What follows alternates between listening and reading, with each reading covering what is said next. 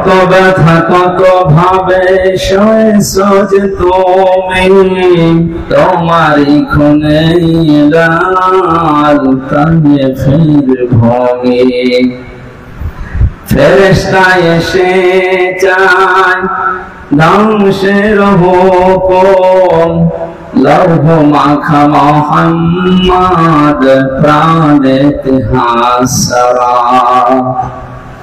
হে আল্লাহ ক্ষমা করো এ তায়েফবাসী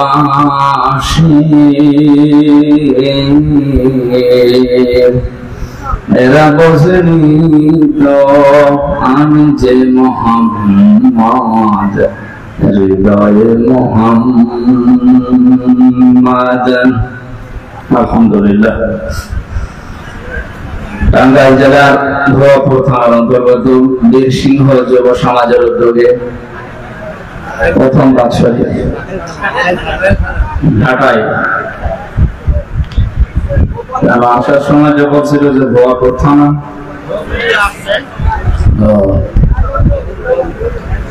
ঢাকায় থানার অন্তর্গত বীরসিংহ হাই স্কুল ময়দানে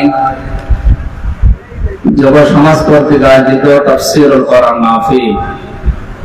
যুব সমাজ কর্তৃক আয়োজিত কয়েক বছর আগেও এখানে তাফসীরুল কোরআন মাহফিল দিকে থাকতো না, অন্য একটা জিনিস থাকতো, সেটাকে উল্টিয়ে পাল্টিয়ে কোরআনে কারিম প্রসারের একটা মাধ্যম হিসাবে এই মাহফিল গুলো এই অনুষ্ঠানগুলো কাজ করছে। মাহফিলের সম্মানিত সভাপতি আমার আরাফাতের ভাই জনাব আলহাজ মোহাম্মদ নজরুল ইসলাম, প্রধান অতিথি বিশিষ্ট সমাজসেবক জনাব মোহাম্মদ লুৎফর রহমান, প্রধান মেহমান অবসরপ্রাপ্ত সার্জেন্ট বাংলাদেশ সেনাবাহিনী জনাব মোহাম্মদ ফারুক হোসেন, এতক্ষণ যারা কথা বললেন মাওলানা হুসাইন আহমেদ মাহফুজ, মাওলানা আব্দুল মান্নান আনসারী, অন্যান্য ওলামায়ে কেরাম, সামনে বসা মুসলমান দারুল সম্মানিত মা এবং বোনেরা, যাদের স্মরণে আজকের এই অনুষ্ঠান, বাংলার বীর সন্তান যারা যুবক যুবতী নিজের জীবন দিয়ে আমাদেরকে মুক্ত বাতাসে চলাফেরা করা, মতামত ব্যক্ত করা এবং আল্লাহর দেওয়া কণ্ঠ দিয়ে কথা বলার সুযোগ করে দিলে খালাকাল ইনসান আল্লামাহুল বায়ান। আল্লাহ তাআলা বলেন আমি মানুষ বানিয়েছি আর মানুষকে কথা বলার যোগ্যতা আমি দিয়েছি। কিন্তু 15টা বছর আমরা দেখতে পেয়েছি অনেকেই আমাদের কথা বলার যে বাক শক্তি দিয়ে আল্লাহ কথা বলার জন্য দিয়েছিলেন ওইটা পর্যন্ত স্তব্ধ করে দিয়েছিল।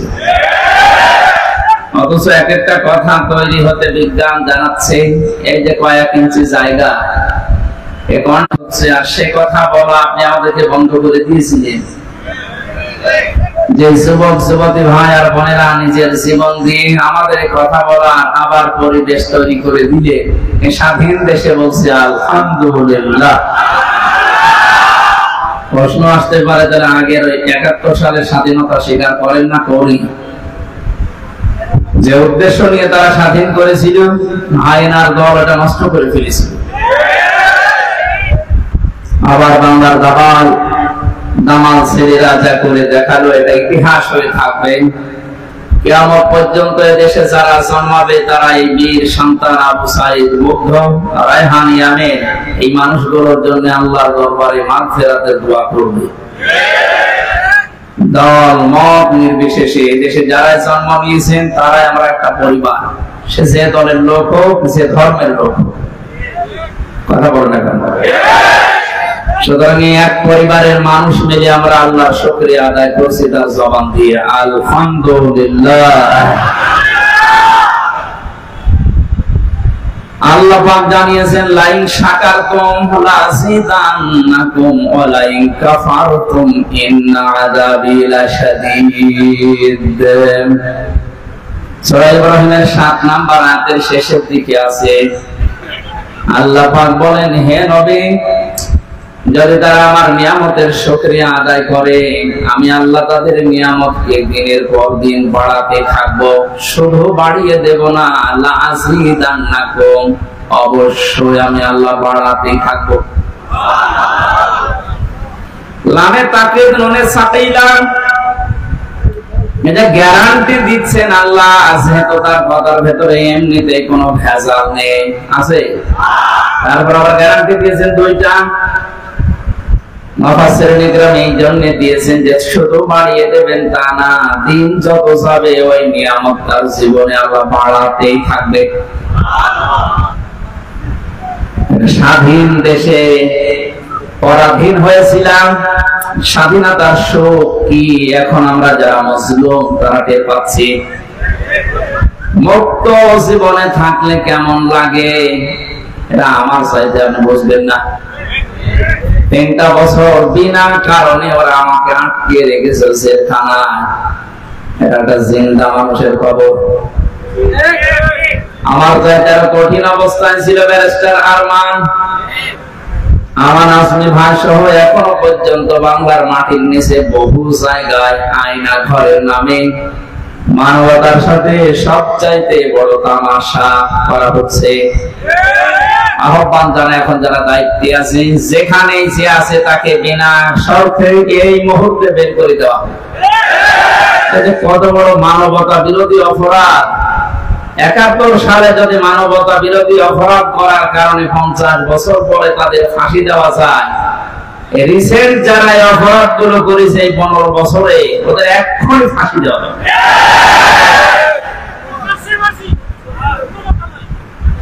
মানুষ কত বিবেকহীন হলে একটা মানুষকে কবরের মতো জায়গায় হাত পা বেঁধে, তাও এমনি এমনি না, এমনিতে যদি ফেলে রাখে তাও তো হয়। আমার সাথে যিনি ছিল মাওলানা মুফতি ফখরুল ইসলাম, হাতিয়ায় বাড়ি নোয়াখালী, একটা ভালো মানুষ, অথচ তারে ধরে নিয়ে যে মাটির নিচে এমন জায়গায় রেখেছে, পেছনে হাত বেঁধে, চোখ কালো কাপড় দিয়ে বাঁধা। আমার পাশে আমার ঘরে ছিল উনি প্রায় 3 বছর। মাঝে মাঝে দুঃখের কথাগুলো যখন বলতো আমি নিজেই চোখ দিয়ে পানি বের হয়ে যেত। মানুষ এটা করে।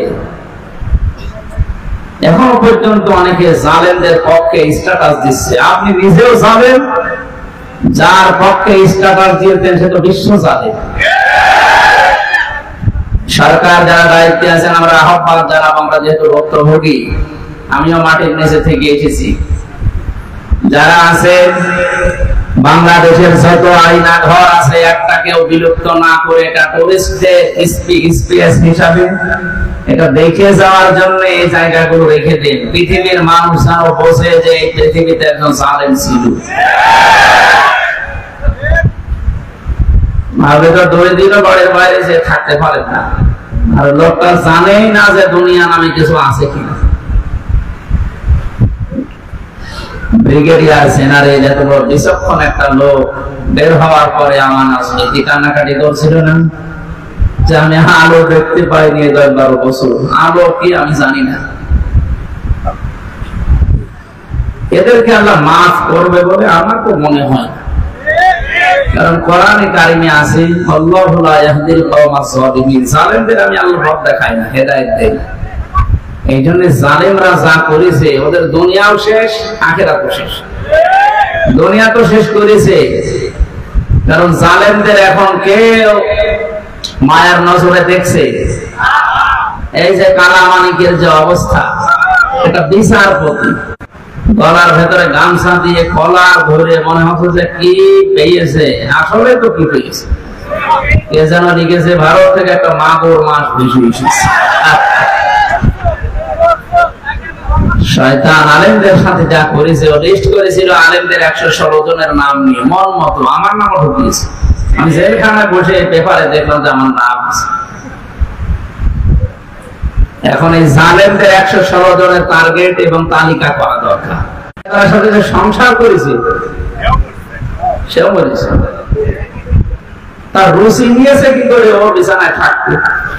মানুষ মানুষ মানে একটা কলঙ্ক,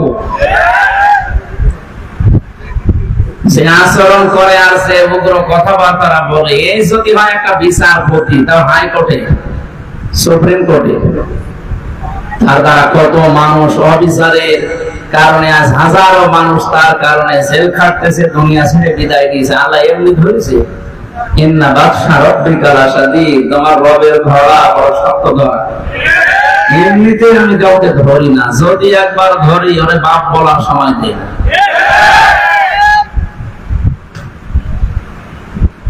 এখানে জালেমদের জন্য দোয়া করেও লাভ নেই। অনেকে বলে হুজুর মাফ করে দোয়া করো, মাফ করে আমি করবো কি? আমার সাথে তো একা অপরাধ হয়নি।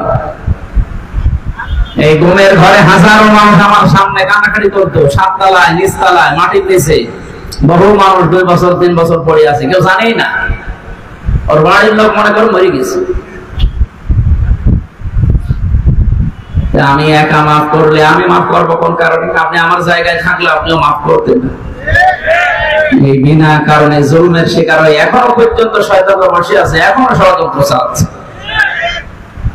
দেশে পারছে না, বিদেশে করছে। আমার যা ক্ষতি করে দিলেন, আমার মা বাবা, স্ত্রী, এমনকি আমার মেয়েটা এখনো পর্যন্ত আমার কাছে আসে না। ওরে 1 বছর রেখে গিয়েছিলাম, এখন ওর বয়স 4 বছর।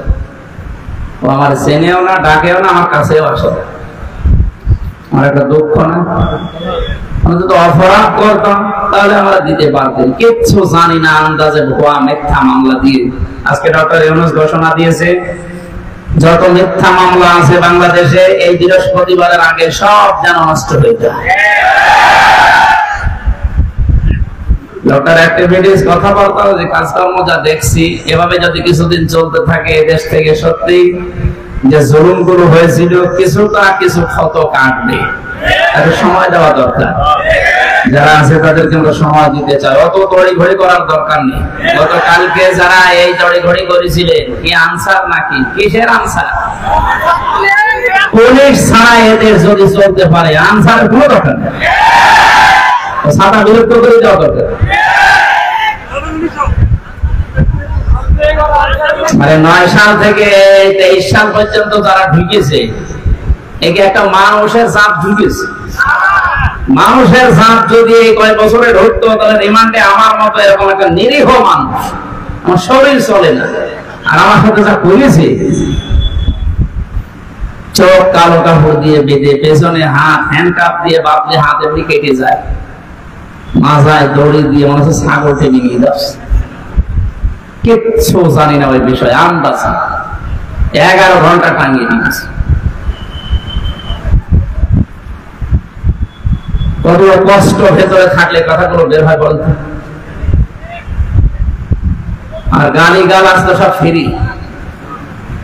আমারে গালি দিলে তো হয়। কোরআনের পাখি বিশ্বনন্দিত মুফাসসির, যার জুতা সাফ করার যোগ্যতাও ওই শয়তানদের নেই। তার মা মাতালি তুলে কি গালি দিত। এই কাউন্টার টেরোরিজমের যে লোকটা দায়িত্বে ছিল, আসাদুজ্জামান, একটা টাটকা নির্ভেজাল শয়তান। গত বর্ষদের সরকার একেবারে ওয়েস্টে করে বাদ দিয়ে দিয়েছে। এবার খেলা বুঝবে, জনগণ পিটিয়ে বের ফেলে। মানুষকে বলছে যে হুজুরকে মারো, যারা অফিসার ছিল ওর নিচে, আমার দেখিয়ে বলছে যত পারো পিটা।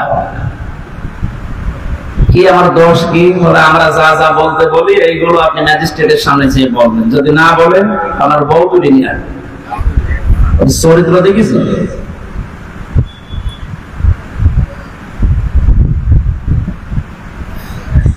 হেদায়েত কামনা করবো না ওদের, কারণ ওদের হেদায়েত আল্লাহ দেবে না। আল্লাহ জালেমদের হেদায়েত দেয় না। জোর করে আমি যদি করি তাহলে কোরআন তো মিথ্যা হয়ে যাবে। কি আপনি ভুল ধরেন? আমি বলেন না হুজুর দোয়া করি, দোয়াতে করবো কি? ওদের জন্য তো দোয়া করা নিষেধ। ওয়ালা তুসাল্লি আলা আহাদিন মিনহুম মাতা আবাদা ওয়ালা তাকুম আলা কবরি। সূরা তাওবার 84 নম্বর আয়াতের প্রথম অংশে জানিয়েছেন, হে নবী, দোয়া করা দূরের কথা, বরং মরে গেলে কবরে পাঠও লাভেন না।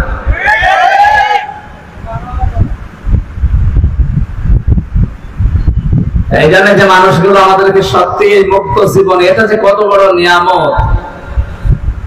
এই নিয়ামতের শুকরিয়া আদায় হবে 3টা পদ্ধতিতে। 1 নম্বরে মুখে স্বীকার করা লাগবে যে না, এটা আমরা নিয়ামত হিসাবেই পেয়েছি, এটা মুক্ত জীবন পেয়েছি। আজকে কুষ্টিয়াতে বাংলাদেশের জামাত ইসলামী কর্তৃক আয়োজিত কুষ্টিয়া জেলা শাখার 500 আলেমের আয়োজন করেছিল অডিটোরিয়ামে। যত রকমের আলেম আছে, সে যে ঘরানার হোক, সব যেহেতু এক হয়ে গেছে সবাইকে ডাক দিয়েছিল, অথচ 500 না 5 জন যদি 5 তারিখের আগে এক জায়গায় হইতো ষড়যন্ত্র করছে বলে ধরে নিত। কি অবস্থায় ছিলেন আপনি টের পাচ্ছেন? সুতরাং একটা নিয়ামত, এই নিয়ামতের শুকরিয়া আদায় হবে মুখ দিয়ে বলার দ্বারা, যেটা আমরা বলছি যে হ্যাঁ আসলে এটা নিয়ামত। 2 নম্বরে মনের ভেতরে একটা আলাদা শান্তি পাওয়া যাবে, সেটা আমরা পাচ্ছি। জালেমরা পাবে কেন? কোরআনে কারীম জানিয়েছে ওয়ানুনাজ্জিলু মিনাল কোরআনি মা হুয়া শিফাউন ওয়া রাহমাতুল লিল মুমিনিন ওয়া লা ইয়াজিদুস সালিমিনা ইল্লা খাসারা। সূরা বানী ইসরাঈল 15 নম্বর পারা 9 নম্বর পৃষ্ঠা 2 নম্বর লাইনের 82 নম্বর আয়াতটা তাফসীরে ফি জিলালিল কোরআনে পাবেন। আল্লাহ পাক বলেন, হে নবী, কোরআন নাযিল করার ধারাবাহিকতায় এমন এমন বিধান আমি দিয়েছি যেটা মুমিনদের জন্য, ঈমানদারদের জন্য শিফা হিসেবে কাজ করবে। এটা যদি সত্যি রোগ মুক্তির কারণ হিসাবে দেখতে চান, দায়িত্বে যারা আছেন আহ্বান জানাচ্ছি, দেশে যত রকমের রোগ আছে রোগগুলোর জন্য চিকিৎসা করা লাগবে আল্লাহ কোরআন দিয়ে। আপনারা চুরি মুক্ত করার ঘোষণা দিচ্ছেন, মানুষের তৈরি করা আইন দিয়ে চুরি মুক্ত করা যাবে না, চোর মুক্ত হওয়া সম্ভব যদি সূরা মাইদার 38 নম্বর আয়াতটা সংসদে কার্যকর হয়ে যায়। السارق والسارقة فاقطعوا أيديهما جزاء بما كسبا نكالا من الله إلى آخر الآية। আল্লাহ রাব্বুল আলামিন আয়াতের ভেতরে যেটা জানিয়েছেন, সত্যি যদি আমরা চুরি মুক্ত ঘোষণা দিতে চাই যে বাংলাদেশ চোর মুক্ত, আপনি আয়াতটা পাশ করেন এই দেশে, কোরআনের কথা মিথ্যা না, 100 ভাগ কার্যকর, আপনি চুরি মুক্ত দেশ পেয়ে যাবেন। জিনা মুক্ত করার জন্য আযানিয়াতু ওয়াযানি কুল্লু ওয়াহিদিন মিনহুমা মিয়াতা জালদা, কোরআনে কারীমের সূরা নূরের এই আয়াতে আল্লাহ যে নির্দেশ দিয়েছেন, এটা যদি আজ দেশে আমরা অ্যাপ্লাই করতে পারি, সত্যি কথা বলছে দেশে জিনা থাকবে না। জিনা করার কথা মনে উঠলে স্বপ্ন তো সমত হয়ে যাবে। এখানে হাজারো হাসি, এই যে সভাপতি ও হাসি, আমি 16 সালে গিয়েছিলাম, চাটিয়ার ময়দানে 9 তারিখে পড়ে থাকে মানুষ, লক্ষ লক্ষ মানুষেরা পড়ে আছে, খোলা আকাশের নিচে কোনো বেড়া দেওয়া নেই, যুবক যুবতী পাশাপাশি শুয়ে আছে, কোনো পাহারাদের নেই, বেড়া দেওয়া নেই, কিচ্ছু নেই, কিন্তু কেউ কারো দিকে তাকায়ও না। খারাপ ধারণা তো ভুল কথা। আবহমান কাল থেকে চলে আসতেছে, আজ পর্যন্ত পৃথিবীর মানুষ এই তথ্য দিতে পারে না, এর রেকর্ড নেই যে ওখানে 5টা মেয়ে ইজ্জত হারিয়েছে। কথা বলে না কেন? 5টা মেয়ে হাইজ্যাক হয়ে গেছে। কথা বলে না কেন? এটা এমনি এমনি হয়েছে। কোরআনের যে নির্দেশ, যে নামছে আইন, এটা ওখানে থাকার কারণে ওটা যে নিরাপদ। বাংলাদেশের 56,000 বর্গ মাইলে যদি আইনটা কার্যকারী করা যায়, এই দেশেও ওই ময়দানের মতো এ দেশটাও শান্তি, স্বস্তি, নিরাপত্তায় আল্লাহ ঢেকে দেবে। এখানে কোরআন নাযিল করার ধারাবাহিকতায় যে ঔষধগুলো আল্লাহ দিয়েছেন, এটা মুমিনদের জন্য শিফা, রোগ মুক্তির কারণ। যত রকমের রোগ আছে এর ভেতরে চিকিৎসা আছে। আমাদের ভেতরে মানুষ হিসাবে হিংসা থাকতে পারে না, পারে না? এই হিংসা দূর করার জন্য আল্লাহ ঔষধ দিয়েছে কোরআনে। এত হিংসা আমার দলের লোকের হোক, আমার হোক, অন্য কারো যেন না হয়, এরকম আমাদের দেশে নেই। এখন চাষবাস করতো, মাটি নাঙ্গল দিয়ে চাষ করতে গিয়ে একটা টোপলা পেয়েছে, চিন্তা করছে কি দেখি, বাড়িতে নিয়েছে, ভেতর থেকে একটা দৈত্য বের হয়ে বলছে, মালিক কি চান? কি চাই মানে? যা চাবেন আমি তাই এনে দিতে পারবো, সমস্যা হচ্ছে আপনি যা চাবেন আপনাকে দেব, আপনার পাশে যে থাকবে ওই জিনিসটা ডবল হয়ে যাবে, দরকার নেই। বাড়িতে নিয়ে স্ত্রীকে বলছে এটা নাড়বা না। উনি মাঠে গেছে, মেয়ে লোককে যেটা নিষেধ করবেন, নিষিদ্ধ জিনিসের প্রতি মানুষের ঝোঁক সারা জীবন একটু বেশি। ওরে বলেছে এটা নাড়বা না, খুলবা না। অবশ্য দেখি কি আছে, যে খুলেছে। দৈত্য বের হয়ে বলে, মালিক কি চান? কি চাই মানে দেখো না কি ঘরে আছি, আমি একতলা বাড়ি চাই। ও তো জানে না যে আমার একতলা হলে বাঁশের বাড়ি কয়তলা হবে। যেই বলি যে আমার একতলা বাড়ি চাই, আশপাশের সব দুইতলা হয়ে গেছে। মাঠে থেকে বাড়ি এসে দেখে না, কই আমার বাড়ি কই। কষ্ট করে বাড়িতে গিয়ে বলে, কই সেই টোপলা কই, নাড়া দিয়ে ফেলিস। তুমি তো নাড়া দিলে, বাইরের অবস্থা জানো যে না, এই দেখো বাড়িছে না, এখন দুষ্কার। কি করবো, এটা আবার নিয়ে আসো। নাড়া দেওয়ার পরে দৈত্য যখন এসেছে বলে, কি চান? কি চাই বসো না, আমার 100 কানা করে দাও। আমার যদি 100 কানা হয়, সবার 100 কানা হবে।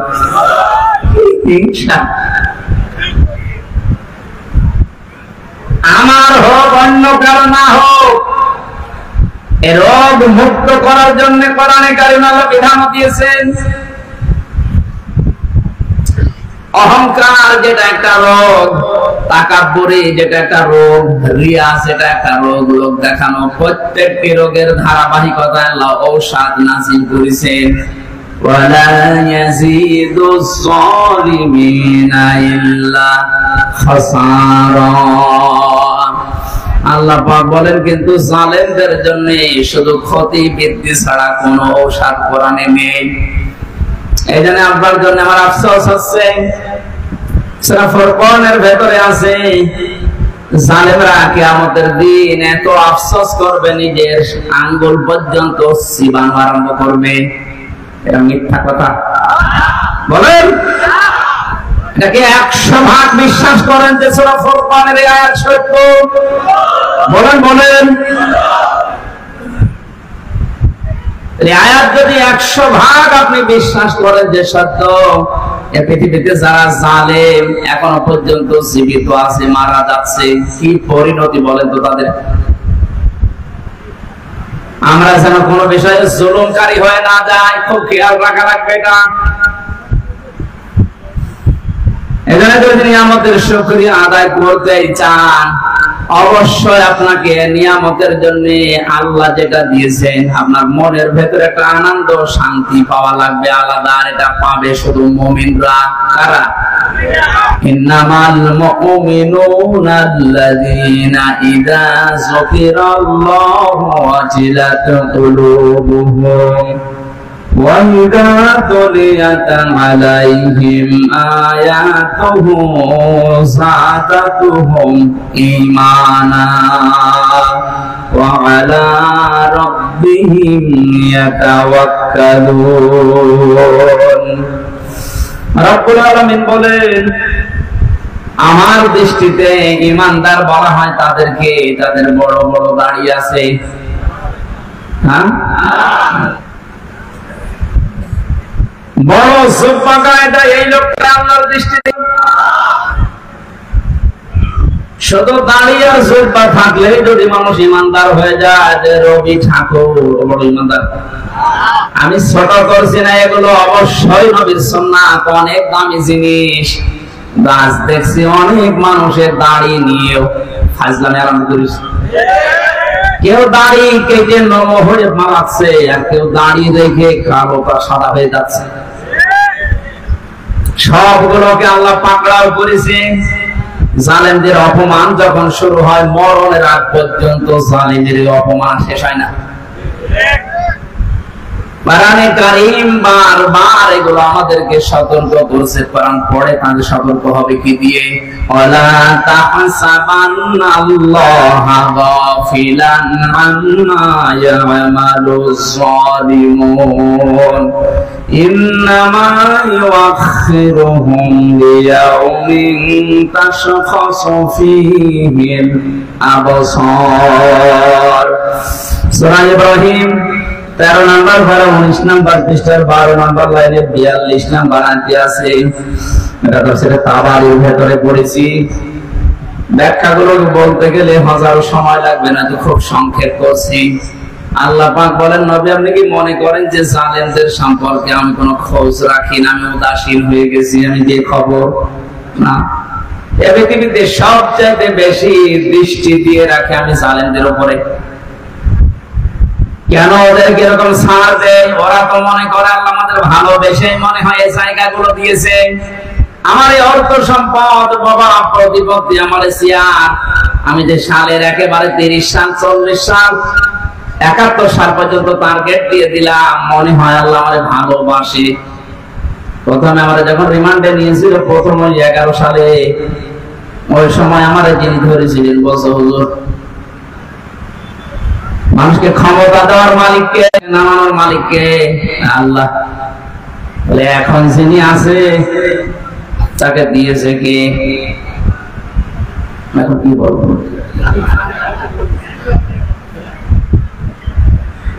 এবার আমার আয়াত শোনাচ্ছেন, কুলিল্লাহুম্মা মালিকাল মুলকি তুতিল মুলকা মান তাশা ওয়া তানজিউল মুলকা মিম্মান তাশা ওয়া তুইজ্জু মান তাশা ওয়া তুযিল্লু মান তাশা ইলা আখির আয়াত। থানাতে যেদিন প্রথম গায়ে আমার এই আয়াতটা জিজ্ঞাসা করেছিল ওসি সাহেব, আপনি কি বলেন তুই আয়াতে? বললাম আল্লাহ যাকে চায় তাকে ক্ষমতা দেয়, যাকে চায় তাকে নামিয়ে দেয়। সম্মান দেওয়ার মালিকও আল্লাহ, সম্মান নষ্ট করার মালিকও আল্লাহ। আমার উনি বোঝাতে চায় তাহলে এখন যিনি প্রধানমন্ত্রী আছে আল্লাহ চাই বলে আছে, ঠিক আছে কি বলবো? ঠিক ওনার জবাবটা আল্লাহ সূরা আলে ইমরানে দিয়েছেন 4 নম্বর পারা 12 নম্বর পৃষ্ঠাতে আছে, আলা ইয়াহসাবান্নাল্লাযীনা কাফারু আন্নামা নুমলি লাহুম খায়রুল লিআনফুসিহিম লিয়াজদাদু ইসমা ওয়া লাহুম আযাবুম মুহিন। ও টাঙ্গাইলবাসী, একটু বিবেকটা খাটিয়ে আল্লাহর এই আয়াতটা একটু চিন্তা করেন। কাফেররা তো নিয়ে ধারণা করে, মনে করে যে আমাদের প্রতি এই যে ক্ষমতা চেয়ার, এই যে প্রভাব প্রতিপত্তি, মনে চাই তাই করি, এটা মনে হয় আমাদের উপরে আল্লাহর দয়া করুণা, আমার উপর আল্লাহর রহমত। আল্লাহ বলেন না, এটা কেন দিয়ে রাখি জালেমদেরকে? হে নবী জানেন, আমি চাই যে চেয়ারে বসে ক্ষমতার অপব্যবহার করি ওদের পাপের পাল্লা 100 পরিপূর্ণ হয়ে যাক। ঠিক তাই হয়েছে। আমি কি মারিয়ে বলছি? তাই হয়নি। তাই হয়নি কেন? তার বাস্তব প্রমাণ আয়না ঘরটা, এই আয়না ঘরের কারণে আমার মনে হয় আল্লাহর গজব নাযিল হয়ে গেছে। নাই তো 15 বছরে বহু চেষ্টা চালিয়েছে অনেকে, কিছুতেই কিছু করতে পারেনি, অথচ খালি হাতে ছাত্ররা সূরা ফিলের তাফসীর পড়তে গিয়ে আমার এখন মনে হচ্ছে এগুলো ছাত্র না, এগুলো আবাবিল। আল্লাহর ঘর খাবার রক্ষা করার জন্য আব্রাহার বাহিনী হস্তি থেকে আল্লাহ যেমন পাখি পাঠিয়েছিলেন, وَأَرْسَلَ عَلَيْهِمْ طَيْرًا أَبَابِيلَ تَرْمِيهِمْ بِحِجَارَةٍ مِّن سِجِّيلٍ فَجَعَلَهُمْ كَعَصْفٍ مَّأْكُولٍ। আল্লাহ তার ঘরকে রক্ষা করার জন্য যে আবাবিল পাঠিয়েছিলেন, এই পৃথিবীর ময়দানে বাংলাদেশ নামক এই ছোট্ট ভূখণ্ডকে জালেমের জুলুম থেকে একেবারে যখন ইসমা লিয়াজদাদু ইসমা পরিপূর্ণ হয়ে গেছে, তাদের পাপ 100-তে 100 হয়ে গেছে, আল্লাহ তখন পাঠিয়েছে ছাত্রদেরকে। এদের মনের ভেতরে আসলো কি করে? এটা একটা ঠুনকো বিষয় নিয়ে এত বড় একটা পাওয়ারফুল মানুষকে সম্মানের সাথে না, চোরের মতো পালিয়ে যেতে বাধ্য করেছে। পৃথিবীর এটা দ্বিতীয় ইতিহাস। ওই যে পলিয়েছিল লক্ষণ সেন, আরে এটা মাঝখানে আর কেউ পালায়নি, হ্যাঁ পালিয়েছিল, কিন্তু এত পুরো অবস্থা হয়নি শ্রীলঙ্কায়। এখানে আমাদের উচিত হচ্ছে, আমরা যেহেতু ইমানদার আল্লাহর দৃষ্টিতে, সত্যি যদি আপনি আল্লাহর দৃষ্টিতে বলেন যে আমি ইমানদার, আল্লাহর নাম উচ্চারণ হলে আপনার অন্তরের ভেতরে একটা আলাদা শান্তি পাবেন। এই শান্তির ব্যাখ্যা করতে গিয়ে মুফাসসিরিন ইকরাম লিখেছেন, যাদের ভেতরে ঈমান আছে তাদের সামনে কোরআনের আলোচনা হলে তাদের পছন্দগুলো খারাপ হয়ে যায়। এদিকে সরে বসেন, এদিকে পিছিয়ে বসুন ভাই, এই ডিস্টার্ব করেন আমাদের, বলেন পিছিয়ে বসেন, আর পিছিয়ে বসেন।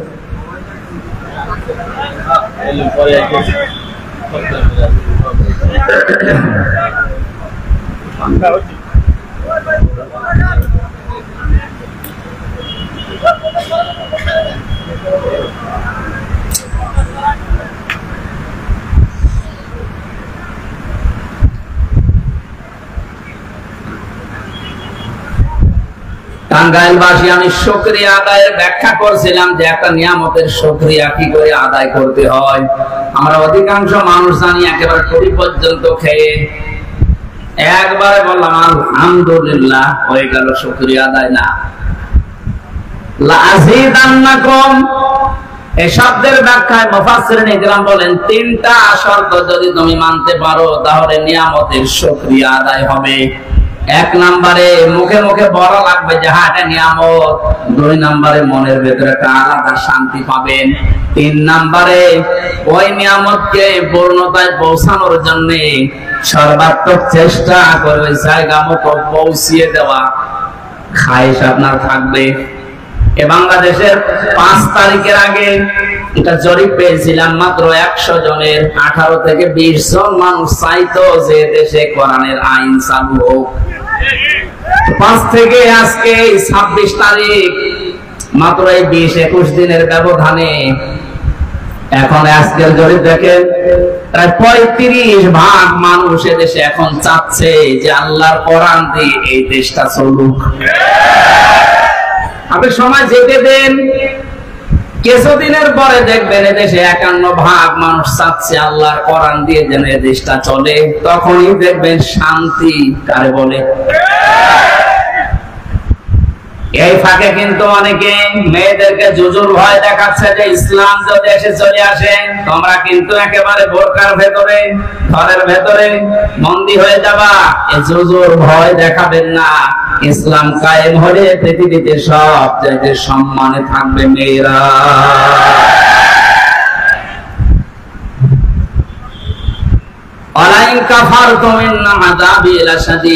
আল্লাহর নিয়ামতের যদি শুকরিয়া আদায় করতে না পারেন, দেশটা যেহেতু স্বাধীন হয়েছে, চলাফেরা করার, কথাবার্তা বলার সব দিক থেকে একটা নিরাপত্তা পাচ্ছে। হ্যাঁ, কিছু ষড়যন্ত্র গোপনে হচ্ছে ঠিক, তারপরও যেভাবে নিরাপদে কোরআনের কথাগুলো, আল্লাহর কথাগুলো বলা যাচ্ছে, চলতে দেন কিছুদিন, জালেমদের শিকড় পর্যন্ত উপড়িয়ে যাবে। এই পৃথিবীতে আল্লাহর যেটা ইচ্ছা ছিল ওইটা কায়েম হবে। আল্লাহর ইচ্ছা কি?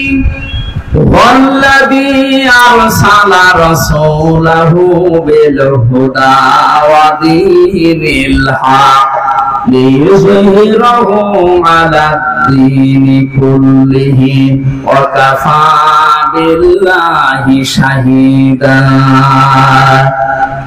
আল্লাহ পাক বলেন তিনি সে আল্লাহ যিনি তার রাসূলকে দ্বীনে হক দিয়ে, সত্যের বিধান দিয়ে এখানে পাঠিয়েছেন, খেলা করার জন্য না। লিইয়ুযহিরাহু আলাদ দীনি কুল্লিহি, এই যে ইসহার শব্দটা আছে এখানে, অনেকে যারা আলেম বসে আছে অনেকে মনে করছে ইসহার মানে নুন সাকিনের কায়দা। ইসহার মানে কি? ইজহার মানে এমনি শাব্দিক অর্থ প্রকাশ করা। আমি প্রায় 33টার মতো ইজহারের লিইয়ুযহিরাহু এই শব্দের ব্যাখ্যা করতে গিয়ে আধুনিক মুফাসসিরিন ইকরাম লিখেছেন, আল্লাহ পাক চান তার কোরআনকে, তার দ্বীনকে, তার ইসলামকে এই জমিনে বিজয় করে দিতে। তাহলে ইজহার মানে শুধু প্রকাশ করা না, স্পষ্ট করা না। ইজহার মানে বিজয় করা, দাঁড় করানো। এদেশে কোরআনে কারীমকে বিজয়ী করার মাধ্যমে আল্লাহর এই নিয়ামতের শুকরিয়া আদায় করা সম্ভব। এইটাই হবে আসল শুকরিয়া। সুতরাং আমরা এটা চাই। 33% মানুষ এখন চাচ্ছে, অনেক হিন্দু পর্যন্ত এখন চাচ্ছে একামতে দিনের দায়িত্ব যারা এদেশে ইখলাসের সাথে অ্যাক্টিভিটিস যেভাবে দেখাচ্ছে, মন থেকে যেভাবে কাজ করছে, আজকেও 3 জন হিন্দু, তাও মূর্খ হিন্দু না, শিক্ষিত হিন্দু, যারা জামাতের কেন্দ্রীয় যিনি আমির আছেন ডাক্তার শফিকুর রহমান, ওনার হাতে হাত দিয়ে আজকে তারা মুসলমান হয়ে গেছে মানবতার সেবার কারণে। তারা পর্যন্ত এখন বলছে হ্যাঁ মুসলমানদের ধর্মীয় গ্রন্থ এই কোরআনে কারীম দিয়ে যদি একটা শাসন হয় আমরা মায়ের কোলে থাকবো। কোরআনের পাখি বিশ্বনন্দিত মুফাসসির আল্লামা সাঈদী রাহমাতুল্লাহ আলাইহি তার পিরোজপুর এলাকায় যখন যেতাম 18-19 সালে, অনেক হিন্দু পর্যন্ত বলতো যে আল্লাহ এখন যে অবস্থায় আছে মাওলানা থাকতে আমরা মায়ের কোলে ছিলাম। শুধু পিরোজপুরের এই জিয়ানগর না, আমার তো মনে হচ্ছে কোরআনে কারীম দিয়ে যদি কোরআনওয়ালা মানুষগুলো এখন এই সমস্ত জায়গাতে যেতে পারে, পুরো বাংলাদেশটাই মায়ের কোল হয়ে যাবে। এটা হবে নিয়ামতের আসল শুকরিয়া আদায়। তার টুটি পর্যন্ত খেয়ে একবারে বললেন আলহামদুলিল্লাহ, এটা তো নিয়ামত শুকরিয়ার একটা বাক্য। এটা বাস্তবে রূপ দেওয়ার জন্য আল্লাহর ওই বিধানকে ওখানে কার্যকর করে ভূমিকায় দেখাতে হবে যে হ্যাঁ এটা পালন হচ্ছে। দুঃখজনক হলেও সত্য, 53টা বছর স্বাধীন হয়েছি আমরা, 96% মুসলমান আমরা এখানে। কোরআনে কারীমের একটা আইনও এই দেশে রাষ্ট্রীয় ভাবে চলে না। এটা আফসোস না বলেন তো? বাংলার মুসলমানেরা বাবা চালিয়েছিল আমরা দেখিনি, এই মুরব্বী দেখেছে। স্বামী চালিয়েছিল আমরা দেখিনি, মুরব্বী দেখেছে। কারণ আমার তো জন্ম 92 সালে। চাচা চালিয়েছে, তাও মনে হয় আমরা দেখিনি, এনারা দেখেছে।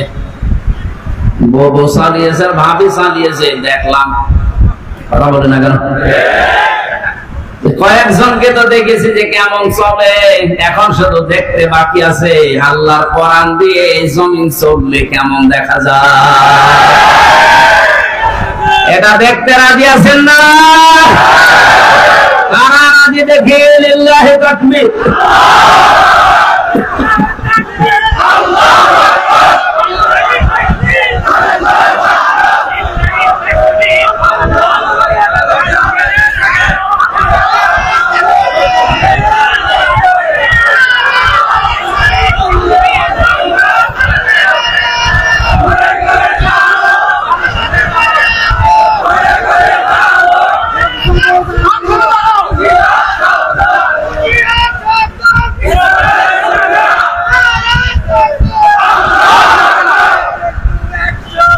আলহামদুলিল্লাহ ভাই, দরুদ আর সালাম পড়ছি আমাদের নবী মুহাম্মদ রাসূলুল্লাহর উপরে, যাকে আল্লাহ শুধু বাংলাদেশের জন্য পাঠিয়েছিলেন।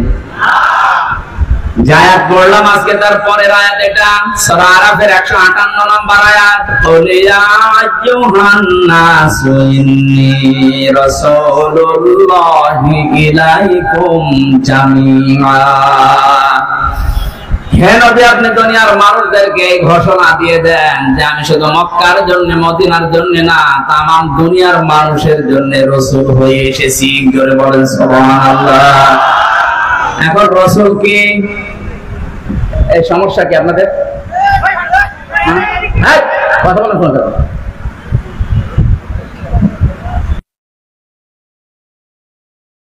তাফসীরে যাচ্ছে সূরা আরাফ 157 নাম্বার আয়াতটা পড়েছি। পুরো আয়াত শেষ হবে, যতটুকু পারি আমি তাফসীর আকারে কথা বলবো।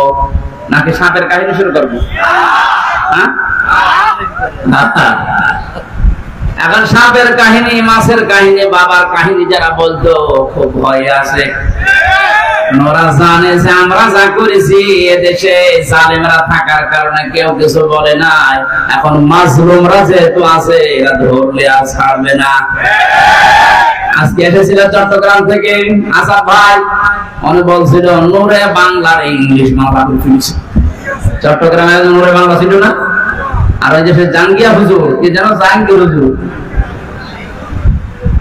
এই দুইটা এখন রাস্তায় বের হতে ভয় পাচ্ছে, কারণ আমরা জানতো এতদিন জালেমের আশ্রয় ছিলাম, মাজলুম এখন যা এত ওই সমস্ত সাপের কাহিনী মাছের কাহিনী শুনবে না। এই ঝামেলা এখন তাহেরি ভাইও আসছে, কারণ ইয়ালি বাবা, শালি বাবা, দয়াল বাবা কেউ শুনবে আর?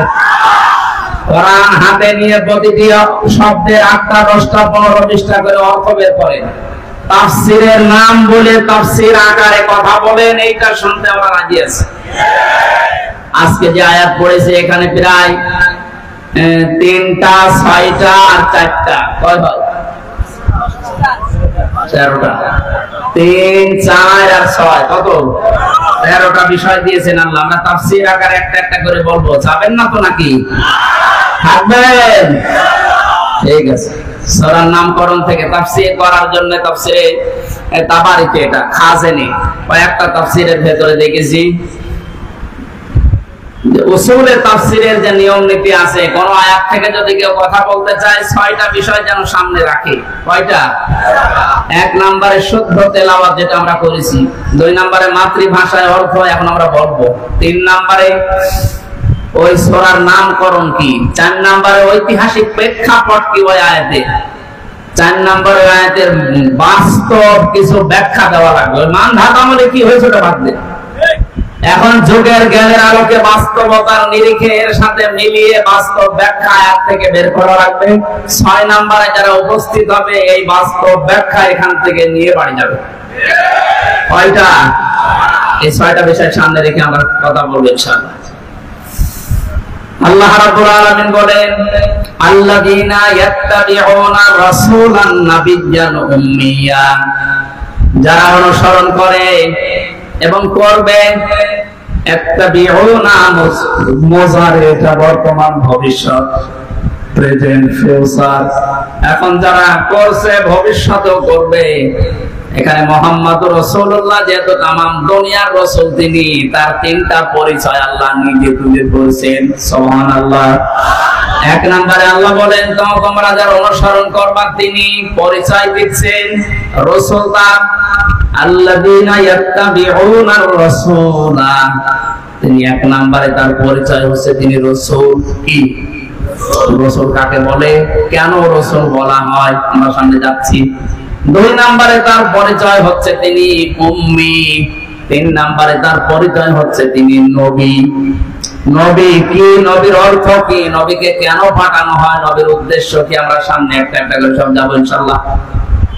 যদি ইসহিরাহুর ব্যাখ্যায় বলছিলাম না, নবীদের উদ্দেশ্য এটা যে দুনিয়ায় যত নিয়ম নীতি ধর্ম বানানো আছে সবকে পেছনে ফেলে দিয়ে আল্লাহ যেটা পাঠিয়েছেন ইসলাম, এটা বিজয়ী করে দেখাবে। এইটাই নবীদের কাজ। এখন নবী নেই, ওইটা নাইবে নবী এবং নবীর উম্মতদের আসল কাজ, যে দুনিয়াতে কি করে দিনকে বিজয় করা যায় সেটা করার জন্য সব ঘরানার আলেম ওলামা এখন এক হয়ে যাচ্ছে। আমি তো সূরা নাসরের এই আয়াতটার দিকে তাকালে দেখতে পাচ্ছি বাংলাদেশ দেখে দেখে মনে হয় আল্লাহ আয়াতটা এখন নাযিল করছে, অরাইতান নাসা ইয়াদখুলুনা ফি দীনিল্লাহি আফওয়াজা। আল্লাহ পাক বলেন, হে নবী আপনি দেখতে পাবেন যখন আল্লাহর সাহায্য এসে যাবে, বিজয় যখন পেয়ে যাবেন, দলে দলে পালে পালে মানুষ ইসলামে প্রবেশ করছে। 75টার উপরে ইসলামী দল ছিল এই দেশে, আর 27টার উপরে জেনারেল দল ছিল। ওগুলো এখনো দিক বিদিক, এখনো দলে বিদলে বিভক্ত বিভিন্ন হয়ে আছে। 14 দলের যারা তাকান এখন বড় বড় যে মাথাগুলো সব মার্ডার মামলার আসামি। এই যে নুনু, কি যেন নাম, ইনো না নুনু নামও জানি না, এই যে নুনু ইনু, এরপরে যে মনন, মেনন মনন, একই নাম উচ্চারণ করলে আমার ঘৃণা লাগে। এই শয়তানগুলো ইসলামের বিরুদ্ধে যে অবস্থান নিয়েছিল, এদেশের বড় বড় জালেমরা এত বড় অবস্থান নেই। আর একজনের নাম এখন অনেকে ভুলে গেছে, না, এই যে ইসলামের নাম নিয়ে একটা দল খুলেছিল হিজবুত তাওহীদ নাকি,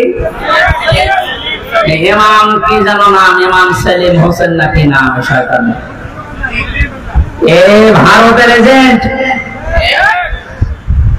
শয়তানের যে অবস্থান ছিল, এত পয়সা পায় কোথায়? ইসলামী দল বিদলে বিভক্ত করে মানুষদেরকে যেন এক জায়গায় এক প্ল্যাটফর্মে আসতে না দেয়, এই জন্য অনেক শয়তান এদেরকে টাকা দিত। অমুসলিমদের যারা যত না ক্ষতি হয়েছে দেশে মুসলমানদের ইসলামের, তার থেকে বেশি ক্ষতি করেছে এই শয়তানরা। এদের সমুচিত জবাব দেওয়া দরকার এখনই, কারণ এই শয়তানরা আবার যদি ছাড় পায়, সামনে কিন্তু মুসলমানদেরকে আবার দলে বিদলে বিভক্ত করবে। গোয়েন্দা বিভাগের বহু জায়গায় আমি মিশে দেখেছি, ওরা বলতো যে মানুষদেরকে আজ আমরা এক হতে দেই না টুপিওয়ালাদের, এর ভেতরে একটা কারণ আছে। এরা যদি সব এক হয়ে যায়, তাহলে এই যে টাকা পয়সা পাচার হচ্ছে এগুলো বন্ধ হয়ে যাবে। এই জন্য কিছু কিছু বিষয় দিয়ে এদেরকে দলে বিদলে বিভক্ত করে রাখি। মাওলানা মামুনুল হক আমার সাথে 3 বছর ছিল পাশাপাশি। ওনারা মাঝে মাঝে বলতো যে আমরা কি ভাবতাম বাইরে, আর এ কি চলছে এখন দেশে। এটাকে কন্ট্রোল করার জন্য ছোট খাটো মাসলা মাসাইল সব বাদ, এক হওয়া লাগবে এখন শুধুমাত্র এই দেশে নিরাপদে থাকার জন্য। এই জন্য সব এক হয়ে যাচ্ছে না। চরমনায়ের যে পীর সৈয়দ রেজাউল করিম, মাওলানা মামুনুল হক সহ জামাত ইসলামের কেন্দ্রীয় আমির ডাক্তার শফিকুর রহমান সহ প্রত্যেকে এখন বলছে আগে আমরা নিরাপদ হই। কারণ এই ছোটখাটো বিষয় নিয়ে আমরা লোক যতই বেশি হই না কেন, ওরা অর্ধ তাতে কি আমাদের উদ্দেশ্য সফল হবে না। আজকে একটা ঘটনা পড়ছিলাম, এক হোস্টেলে 100 জন ছাত্র ছাত্রী থাকে। কতজন? কথা বুঝতেছে? 100 জন প্রতিদিন তাদের সকালে নাস্তা দেওয়া হয় সিঙ্গাড়া। কি দেওয়া হয়? এর ভেতরে দল বিদলে বিভক্ত হয়ে যাচ্ছে। সবাই প্রশ্ন তুলছে, না আমরা সিঙ্গাড়া খাবো না, সকালবেলা অন্য নাস্তা দেওয়া লাগবে। হোস্টেলের যিনি ম্যানেজার আছে উনি বলছে, না একবারতে এভাবে হবে না, একটু তোমাদেরকে ভোটাভুটি করা লাগবে, তোমরা নাম লিখে দাও কে কি খেতে চাও সকালে। 20 জন দিয়েছে যে আমরা সিঙ্গাড়ার পক্ষে আছি। কয়জন বলেন বলেন? 15 জন লিখে দিয়েছে যে আমরা রোল চাই। 14 জন লিখেছে আমরা কলা চাই। 18 জন লিখেছে আমরা পাউরুটি চাই। কেউ কেউ লিখেছে আমরা খিচুড়ি ভাত চাই। ওদিকে 20 জন যা চাই তার চাইতে এখনো পর্যন্ত লোক বাকি আছে কতজন? 80 জন। কতজন? শেষ পর্যন্ত দেখা গেল ভোট যেদিকে বেশি হবে ওই দিকেই তো রায় পাস হবে। 20-এর উপরে তো কেউ যেতে পারেনি। 80 জনের ভেতরে 8-10টা ভাগ হয়ে কেউ 5, কেউ 7, কেউ 18, কেউ 17, কেউ 15। সিঙ্গাড়া যেটা ছিল সিঙ্গাড়ায় চালু থেকে গেছে, কারণ 20 জন চাই ওইটা। এরা 80 জনের ভেতরে মতপার্থক্য তৈরি করে ওদের কাজ পাস করাতে পারে নাই। সেই সময় কিন্তু এখন বাংলাদেশে এসে গেছে। আমরা যদি এখনো পর্যন্ত টুপি নিয়ে জোপা নিয়ে হাত বাটা নিয়ে এখনো মারামারিতে থাকি, ওই 20টা আজাদ ওইটাই কিন্তু কায়েম হয়ে থাকবে। ওদের চাইতে সংখ্যায় আমরা টুপিওয়ালারা দেশে কম না। 96% মুসলমানের দেশে। সুতরাং এখন সব বাদ, রোল বাদ, পাউরুটি বাদ, খিচুড়ি বাদ, রোল বাদ, কলা বাদ, এখন আমি সব এক হয়ে যাব। ওরা 20 জন কিয়ামতের আগে আর এদেশে বসতে পারবে না। এই জন্য আনন্দ পাচ্ছি এখন সবগুলো এই ষড়যন্ত্র বুঝে ফেলেছে। মাওলানা মামুনুল হক বের হওয়ার পরে মাওলানা শাকাওয়াত হোসেন রাজি, এনারা বের হয়ে এখন সব জায়গা থেকে এক হয়ে যেভাবে চালাচ্ছে চালাতে দেন কিছুদিন। জালেমদের শিকড় আর পাবেন না ইনশাআল্লাহ। কারণ জেলে দিয়ে জালেমরা মনে করেছিল মানুষ এদেরকে খারাপ ভাববে। ধর্ষণ মামলা দিয়েছে আলেমের নামে, অথচ যারা দিয়েছে তারা এখন অন্যের বউ ভাগিয়ে উল্টাপাল্টা কাজ করছে। তাদের 3 ইঞ্চি বের হয়েছে। কথা বলছে না কেন? এই যে ছোট হুজুর কি জানো নাম? মাদানি। আমার সাথে 2 মাস ছিল এক ঘরে। আমারে বলছে হামজা ভাই, ভাই বলছে কারণ তো বয়স ছোট না, বয়স তো এখন প্রায় 30 আর আমার 33। তো ভাই বলটা বলবে কি ছোট হুজুর বেশি হুজুর শুধু সাইডে ছোট পা। আমার বলছে আমারে নিয়ে গেল হাতের ঝিলে রাত 12:30টার সময়, ওখানে নিয়ে পুরা উলঙ্গ করে আমারে হাতের ভেতরে সিগারেট দিয়েছে, একটা অর্ধ উলঙ্গ মেয়েকে আমার পাশে বসিয়েছে, ছবি তুলে বলছে এটা ছেড়ে দে, বলছে হুজুরের চরিত্র কি মানুষকে দেখাবো। কোরআন শরীফ পড়ছিল, কোরআন পড়তে পড়তে আমারে বলছে আমি একটা কথাও মিথ্যা বলছি না। এক এসআইকে ডাক দিয়ে বললাম ভাই আপনারা তা করলেন আমার সাথে, এটা কি হারুন স্যার জানে? টিভির ওই হারুন জানে না মানে উনি তো করাচ্ছে। বাস আমি ওখানে নিরহ একেবারে অসহায় আর মাসলুম অবস্থার দোয়া কবুল হয়, কারণ মন থেকে বললাম আল্লাহ যে লোকটা আমার সাথে উপরে উপরে ভালো ব্যবহার করে ভেতরে আমার এইভাবে করে দিল, তুমি অন্তত তারে কিছু দেখিও। আল্লাহ দেখাই কয়েন্সি আর রাস্তায় বের করে মানুষ বলে 3 ইঞ্চি 2.5 ইঞ্চি কোথায় নামিয়েছে আল্লাহ দেখেছে। যা করেছিল ছোট হুজুরের সাথে ঠিক আল্লাহ তার চাইতে বেশি করে দেখিয়েছে। ছোট হুজুরের হয়তো অত ইঞ্চি না, কিন্তু ওর তো সব থেকে ফেলতো মানুষ। আর বড় হুজুরের দোয়া কবুল হয়েছে, বলেছিল একটা ঝাঁকা দেবো, একবারে দিল্লি গিয়ে পড়লো, তাই বলিস। এখন মানসাই হুজুর সেজ হুজুর আমরা জানি আছে, আমাদের দোয়া তো কবুল হবে না। মন থেকে দোয়া করেছি যে যা করেছে আল্লাহ অতটুকু যদি করো ওরা সহ্য করতে পারবে না। রিমান্ডে নিয়ে জেলখানায় পর্যন্ত, এই কাশিমপুর কারাগার আজকে মাগরিব থেকে এসা পর্যন্ত পাশের দেওয়ালের পাশে না ফেলছিল। ওখানে ওই সময় যে জেলার ছিল হিন্দু দেবদুল্লাহ, এই লোকটা আমার সামনে একটা মুসলমানকে দাড়িওয়ালা মানুষ নিরপরাধ, এই লোকটার এমন পিটানো কারারক্ষী দিয়ে, এরপরে নিস্তালায় নিয়ে ডান্ডা বেড়ি দিয়ে বন্দি করে রাখেন, অথচ 96% মুসলমান আমরা। ওর দাপটে ভরা জেলখানাটা বিশেষ করে হাই সিকিউরিটি কম তৈরি হয়ে থাকতো, কোথায় পালিয়েছি। এই জুলুম যারাই করেছে তাদেরকে পিটিয়ে মানুষ মেরে ফেলবে না। নিরপরাধ যে মানুষগুলো, সাধারণ জেনারেল যে মানুষগুলো, কাউকে কিছু বলবেন না যদি আপনার ক্ষতি করে না থাকে। হয় না আত্তুম ফাআতিবু বিমিসলি মা উকিতুম বি, অতটুকু প্রতিশোধ নেওয়া জায়েজ আছে যতটুকু সে অত্যাচার করেছিল। আর আমার তো মনে হয় অতটুকু করলেও এ দেশে জালেমরা কেউ টিকে থাকার কথা না। ব্যারিস্টার আরমানের মতো 8 বছর মাটির নিচে রাখা হোক, কোন জালেম বেঁচে থাকে আমি দেখবো।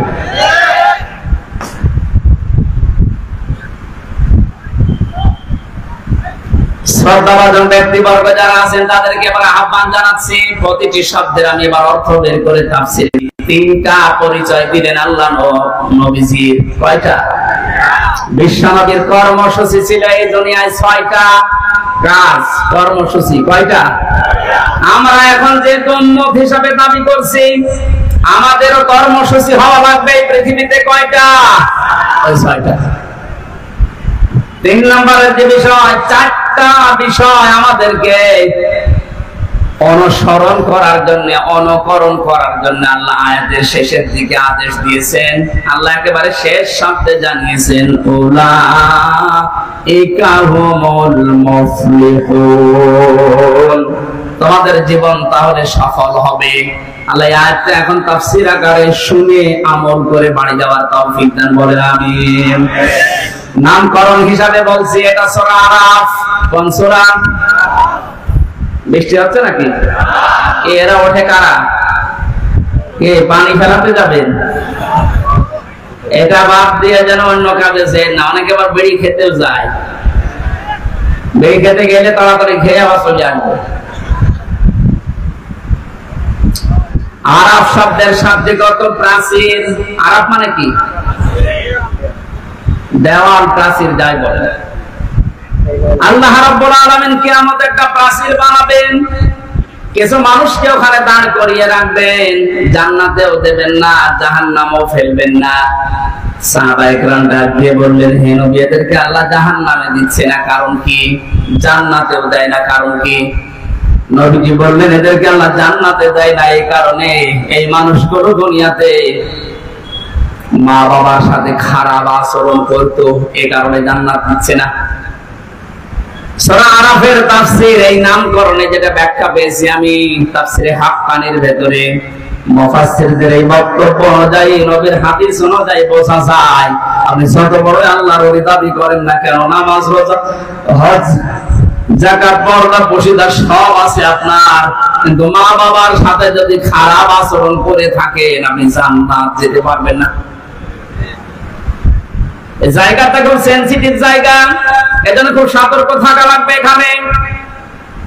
হ্যাঁ, বাস্তবতে আমরা দেখছি আজ হাজারো সন্তান আমরা যারা এখানে আছি, আমরা বাধ্য হচ্ছে মা বাবার অধিকার নষ্ট করতে আমার বউর কারণে। মা বোন যারা এসেছেন, আপনার জন্য 2 মিনিটে ওয়াজ করছি। দুনিয়া থাকার জায়গা না, আপনিও থাকবেন না, আপনার শাশুড়িও থাকবে না। মাঝখান থেকে আপনি দুনিয়ার এই কিছু টাটকা সুখ মনে করে অধিকার নষ্ট করে নিজেকে জাহান্নামের আগুনের দিকে আপনি এগিয়ে দিচ্ছেন। জান্নাত আপনার জন্য হারাম হয়ে যাচ্ছে। যদি মনে করেন শাশুড়ি তো আর মা বাপ না, ওনার সাথে আর কি না, বিয়ের পরে ওইটাই আপনার মা বাবা। এখন নিজের মা বাবার সাথে যেভাবে আচরণ করে মেয়েরা, যা মনে মনে করে চলে, শ্বশুর আর শাশুড়ির সাথে যদি আচরণ করতো, বাংলাদেশে কোনো ছেলে আলাদা হতো না। মনটা একটু বড় করতে পারেন না? এই ছোট মনের কারণে সংসার ভেঙে যাচ্ছে। মাঝখান থেকে মা আর বাবার বরদোয়ায় পড়ে আমারও জীবনের উন্নতি নষ্ট হয়ে যাচ্ছে। হাদিস এটা কুদসি, বিশ্ব নবীকে দিয়ে আল্লাহ বলাচ্ছেন, হে নবী আপনি বলেন, পৃথিবীর কোন মানুষ যদি চায় যে তার সম্মান বেড়ে যাক, তার টাকা পয়সা বেড়ে যাক, তার প্রভাব প্রতিপত্তি বেড়ে যাক, মানুষের ভেতরে তার ভালোবাসা পয়দা হয়ে যাক, সে যেন নিজের মা বাবা আর নিজের রক্তের সম্পর্কের আত্মীয় স্বজনের সাথে ভালো ব্যবহার করে। অথচ আজ এটা আমরা 100 ভাগের 98 জন করতে পারছি না, শুধুমাত্র পরিবারে নিজের স্ত্রীর কারণে। এটা পারছেন না নিজের স্ত্রীর কারণে? কারা হাত তোলেন তো? এলাকায় ঠিক হচ্ছেন সব আল্লাহর ওলি বসে আছে, আলহামদুলিল্লাহ। যাকে এলাকার মেয়েরা ভালো, আলহামদুলিল্লাহ। সম্মানিত মা বলেন, আমি ক্ষমা চাচ্ছি, আপনাদের আসলে বুঝতে পারি না।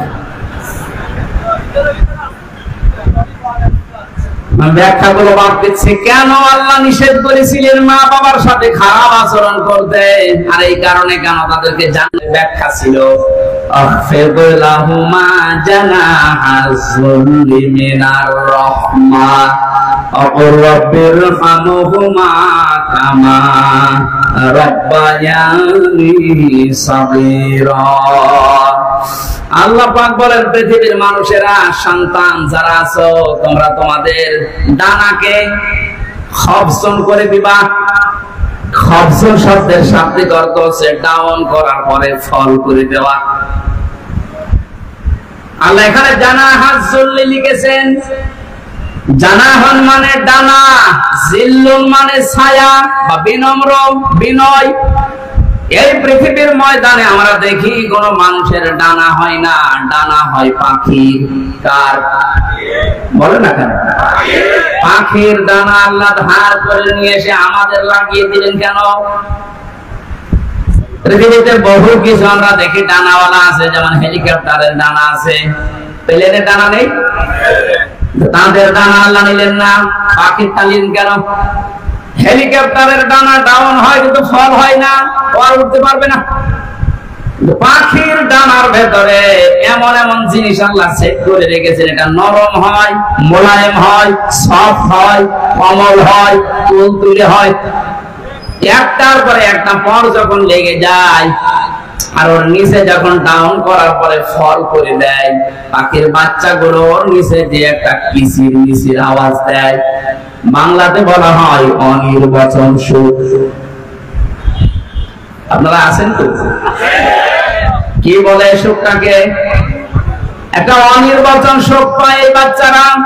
আল্লাহ বোঝাতে চেয়েছেন এই উদাহরণটা সেট করার মাধ্যমে, পৃথিবীর মানুষেরা, ও হামজা তোর মা বাবা যতদিন বেঁচে আছে শেষ বয়সে তারা যেন মনে করে আমার হামজা থাকতে অন্তত আমাদের আর চিন্তা নেই। এটা কি মনে করতে পারছে না?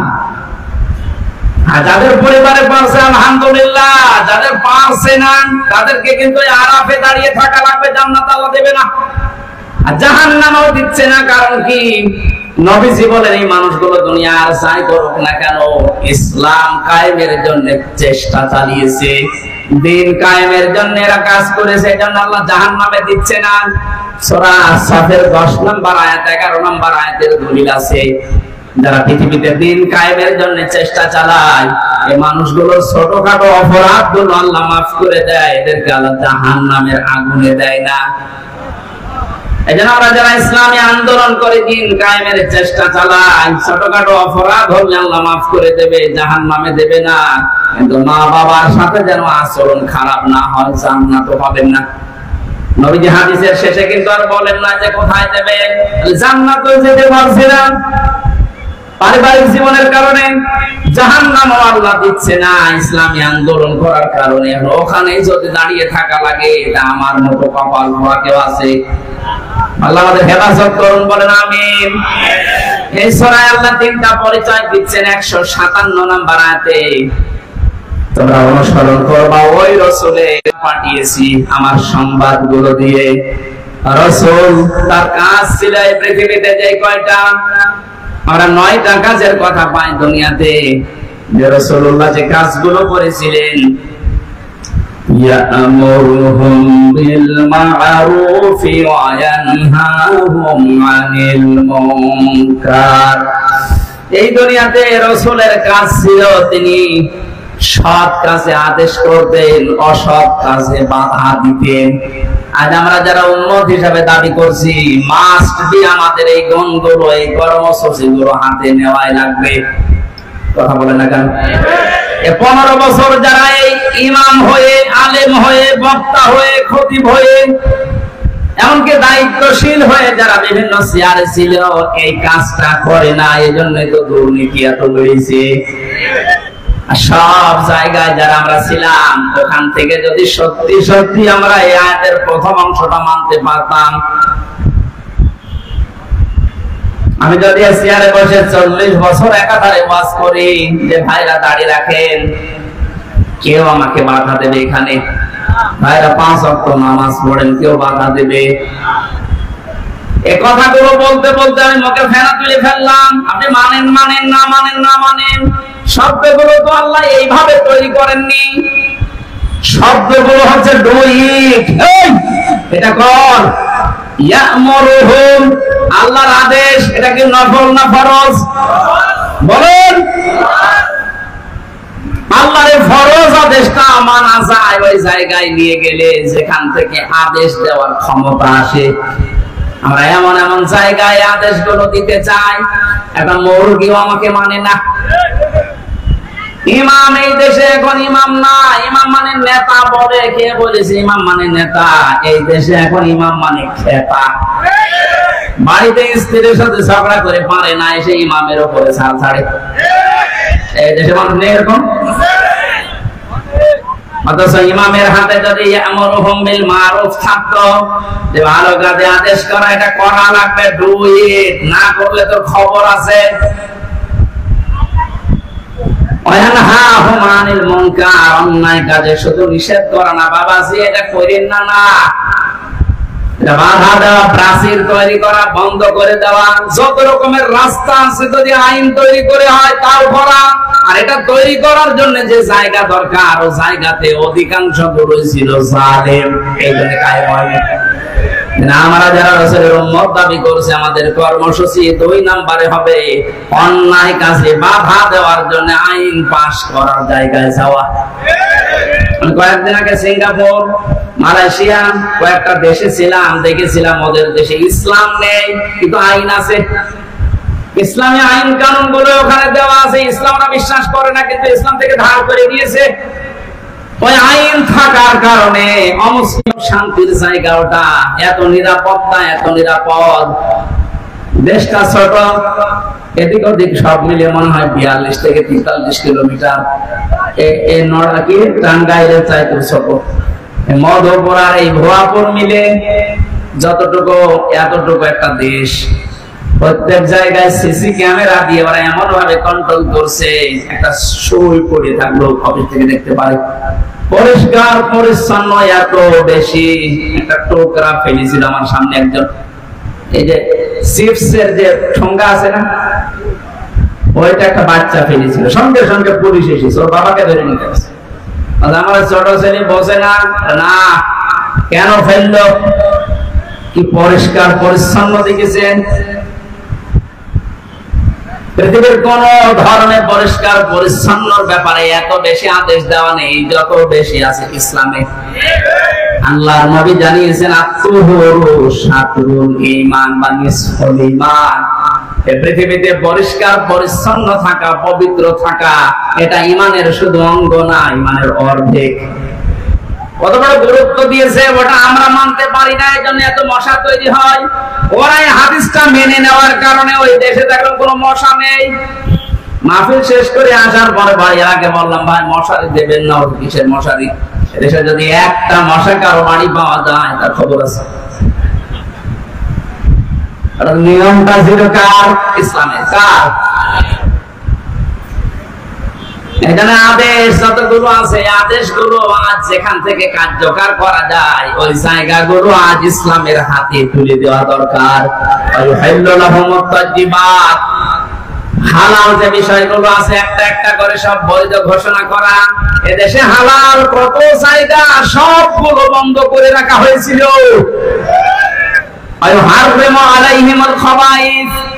যত অবৈধ বস্তু আছে, নাপাক বস্তু আছে, ওটা হারাম ঘোষণা করা রাসূলের কাজ। রাসূল এখন নেই, রাসূলের নায়েবে রাসূল আছে, কথা বলেন না, রাসূলের উম্মতেরা আছে, তাদের এই কর্মসূচি হাতে নেওয়া দরকার। যত অবৈধ কাজ আছে সব আইন পাস করে হারাম ঘোষণা দেওয়া। তাহলে এদেশে হারাম যে কাজগুলো আছে, সুদ খাওয়া কি, ঘুষ খাওয়া কি? ঘুষ বন্ধ হয়ে গেছে। কোর্টে যাবেন, কোর্টে রিট পর্যন্ত ঘুষ যাবে, যদিও নিয়মটা এখন পাল্টাচ্ছে, এটা আরো কঠোর হওয়া দরকার। খাদ্যের ভেতরে ভেজাল দিয়ে যারা মানুষদেরকে আস্তে আস্তে রোগী বানিয়ে ফেলেন, আপনিও এক প্রকার হত্যাকারী। এক কথা বলেন এখানে।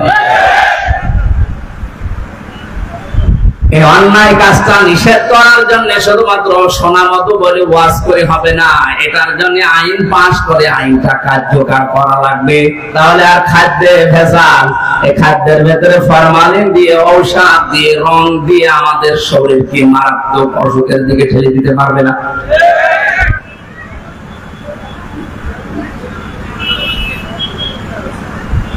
ويحل لهم الطيبات ويحرم عليهم الخبائث ويضع عنهم إصرهم والأغلال التي كانت عليهم। আল্লাহ পাক বলেন, হে নবী, আপনার কাজ হচ্ছে মানুষের উপর থেকে বোঝা নামিয়ে দেওয়া। যে বোঝা ছিল মাথার উপরে, বুকের উপরে, কিসে মারছিল? আল্লাহ নবীর উম্মতদেরকে দিয়ে আল্লাহ নিয়ে দিয়েছে। ষড়যন্ত্র তো থেমে নেই, এখনো পর্যন্ত মাঝে মাঝে ষড়যন্ত্র হচ্ছে, হবে সামনে। মোকাবেলা করার জন্য ছাত্র সমাজ সহ দেশের জনগণ এখনো কিন্তু সজাগ থাকা লাগবে।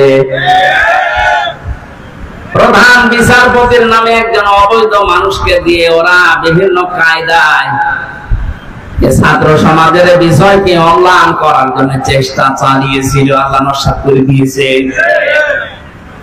এই 2 দিন ধরে ভুয়া একটা বিষয়কে সামনে এনে 12টা জেলা দেশে এখন মাটির নিচে কি পানির নিচে। তাদের দুঃখ দুর্দশা দেখার জন্য এই দেশে যারা ইসলাম পন্থী, যারা গণতন্ত্র চায়, তারা পর্যন্ত আজ পাগল হয়ে যাচ্ছে ওদেরকে বাঁচাতে। আর এরা এই সময় এখন আন্দোলন আরম্ভ করেছে, আমাদের বেতন বাড়াও। তোমরা আর কাজ পাওনি। মানুষ পানির নিচে হাবুডুবু খাচ্ছে, যাও যা আছে। একটা ফকির কালকে দেখলাম ভিক্ষা করে 70 টাকা পেয়েছে, সেখান থেকে 10 টাকা ওই বন্যার্ত মানুষদের জন্য দান করছে, আর এখন আন্দোলন করে বেড়াচ্ছে। এগুলো সব ওই সালে নিয়োগ পাওয়া।